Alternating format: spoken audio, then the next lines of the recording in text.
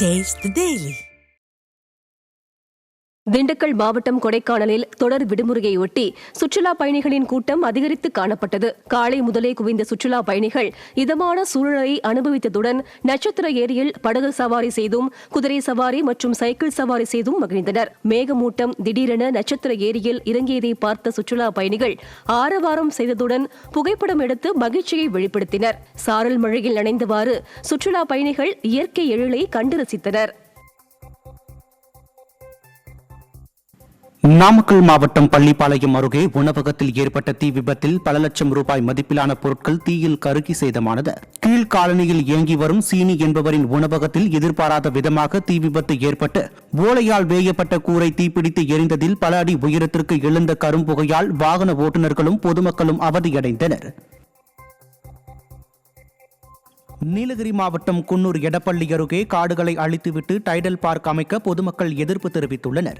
குன்னூர் மக்களுக்கு நீர் ஆதாரமாகவும் அரிய வகை மரங்கள் நிறைந்த பகுதியாகவும் உள்ள இடத்தில் டைடல் பார்க் அமைக்காமல் வேறு இடத்தில் அமைக்க மக்கள் வலியுறுத்தி வருகின்றனர்.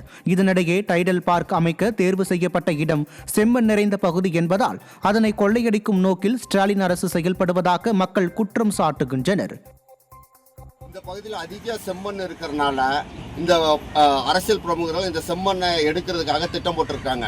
குன்னூர் பகுதியில் இருக்கிற மக்களுக்கு இந்த பகுதியில் இருந்து வர நீர் தான் முக்கியமாக இருக்குது. இந்த பகுதியில் டைட்டில் பார்க் அமைச்சிச்சுன்னா குன்னூர் பகுதி வறண்ட நிலமாக மாறிடும். இந்த பகுதியில் இருக்கிற மூலிகையை அழிச்சிட்டோம். இங்கே இருக்கிற வனவிலங்குகளை இடம்பெயர்தல் செய்கிறதுனால வனவிலங்கு மனித மோதலுக்கு இந்த தமிழ்நாடு அரசு திட்டம் போட்டு இந்த ப்ராஜெக்ட் இங்கே கொண்டு வராங்க.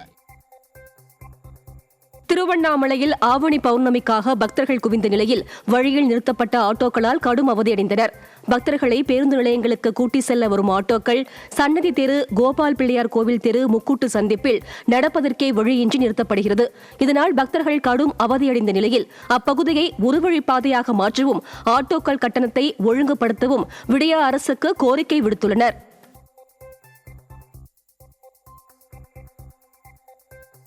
மதுரை மாவட்டம் திருவேடகத்தில் வைகை ஆற்றில் ஏடு எதிரேறிய திருவிழாவில் பக்தர்கள் திரளாக கலந்து கொண்டு தரிசனம் செய்தனர். 100 ஆண்டுகளுக்கும் மேலாக மாலை நேரங்களில் நடைபெற்று வந்த ஏடு எதிரேறும் நிகழ்வு சந்திர கிரகணம் காரணமாக காலையிலேயே நடைபெற்றது.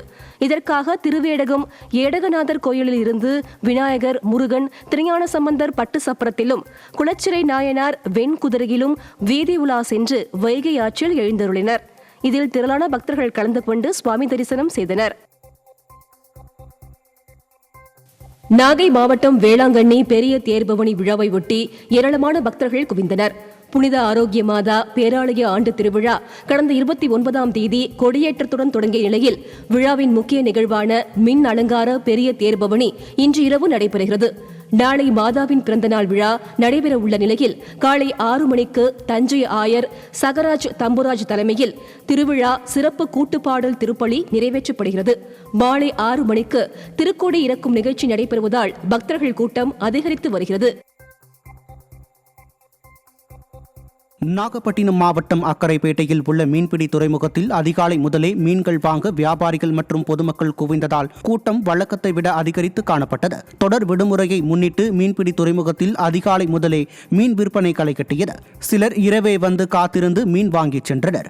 மீன்கள் விலை சற்று அதிகரித்து காணப்பட்டாலும் விலையை பொருட்படுத்தாமல் வியாபாரிகளும் பொதுமக்களும் தங்களுக்கு தேவையான மீன்களை போட்டி போட்டுக் கொண்டு வாங்கிச் சென்றனர்.